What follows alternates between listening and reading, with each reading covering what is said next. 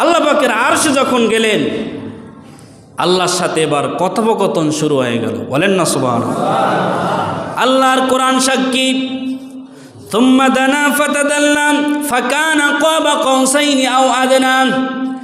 এতটাই কাছে গেলেন, তীর আর ধনুকের মধ্যে যতটুকু জায়গা ততটুকুন কাছে গেলেন। সুবহানাল্লাহ। ফাআউহা ইলা আবদিহি মা আউহা। আল্লাহ যা কিছু দেওয়ার সব কিছু তার হাবিবকে দিয়ে দিলেন। সুবহানাল্লাহ। আল্লাহ সব কিছু তার বন্ধুকে দিয়ে দিলেন। সংক্ষেপে বলছি, সর্বশেষ মেরাজের সব কিছু, জান্নাত জাহান্নাম, 7 আসমান 7 জমিন সব কিছু দেখানোর পরে আল্লাহর নবী আল্লাহকে বলতেছেন, আল্লাহ আমি তো মেরাজে আসলাম, আমি আপনার দিদার লাভে ধন্য হলাম, আমি আমার গরিব, আমি আমার গুনাহগার উম্মতদেরকে পৃথিবীতে রেখে এসেছি, তাদের জন্য আপনি কি দিবেন? সুবহানাল্লাহ। আল্লাহ রাব্বুল আলামিন বললেন, হাবিব আপনার উম্মতের জন্য আমি যেই জিনিসটি দিব সেটি হলো, আপনার উম্মতের জন্য আমি 50 ওয়াক্ত নামাজ দিয়ে দিলাম। সুবহানাল্লাহ। আপনি আমার মেরাজে আরশে মুআল্লা এসেছেন, মেহমান হয়েছেন, মুলাকাত হয়েছে। একবার আপনার উম্মত 50 ওয়াক্ত নামাজে দৈনিক আমাকে 50 বার দেখতে পারবে। সুবহানাল্লাহ। 50 ওয়াক্ত নামাজ দিলেন। আল্লাহর রসুল উম্মতের জন্য হাদিয়া নিয়ে আসতেছেন। এরপরে মুসা আলাইহিস সালাতু ওয়াস সালামের সাথে 6ষ্ঠ আসমানে সাক্ষাৎ। সুবহানাল্লাহ। কি নিয়ে আসছেন আপনি আপনার উম্মতের জন্য? বস্তার মধ্যে কি একটু দেখান। নবীজি বললেন, দেখানো যাবে না। সুবহানাল্লাহ বলেন। সর্বশেষ আল্লাহর নবী বললেন, আল্লাহ পাকের পক্ষ থেকে 1 নয় 2 নয় 50 ওয়াক্ত নামাজ দেওয়া হয়েছে। সুবহানাল্লাহ। মুসা আলাইহিস সালাতু ওয়াস সালাম বললেন, আমার বনি ইসরাইল এতটাই, আমি আমাদের বংশের মধ্যে এত হাজার হাজার নবী থাকার পরেও আমার উম্মতকে 1 ওয়াক্ত নামাজ পড়াইতে পারি নাই, আর 50 ওয়াক্ত নামাজ এটা তো আপনার উম্মত পড়তে পারবে না।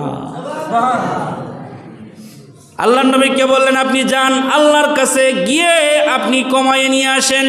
আল্লাহর কাছে গেলেন, আল্লাহ আমার উম্মত পারবে না, 5 ওয়াক্ত মাপ, 45 ওয়াক্ত।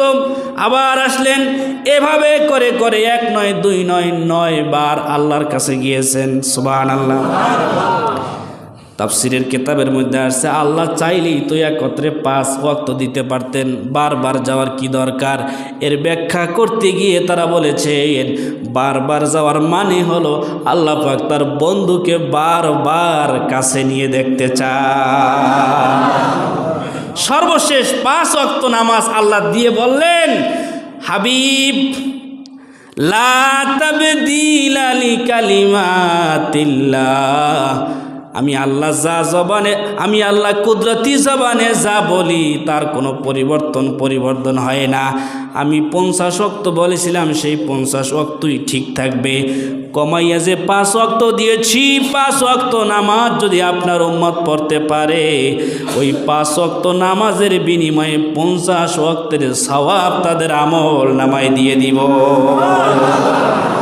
মেরাজের সবচেয়ে বড় শিক্ষা হলো আমাদের জন্য এই 5 ওয়াক্ত নামাজ। তার মানে হলো আল্লাহর নবীর মেরাজ থেকে আমাদের জন্য সর্বশ্রেষ্ঠ উপহার যেটা নিয়ে এসেছেন সেটি কি বলেন?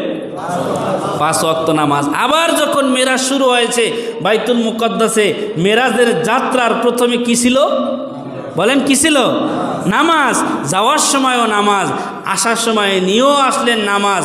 তার মানে হলো মোমেন জীবনের প্রতিটা ক্ষেত্রে যতই ব্যস্ততা থাকুক, যতই বিপদ থাকুক, যে অবস্থায় থাকুক, এমনকি উম্মত যদি সাগরের মধ্যেও পড়ে, এমনকি উম্মতের নারীরা যদি তাদের গর্ভ সন্তান প্রসবকালীন সময়টাও চলে, নামাজের গুরুত্ব বুঝাইতে যাইয়া অনেক মানুষ বলেছেন ওই সময়ও তাদের নামাজ ছাড় নাই, নামাজ পড়তেই হবে। সব সময় নামাজ পড়া এটা আল্লাহর নবীর মেরাজের শিক্ষা। সুবহানাল্লাহ।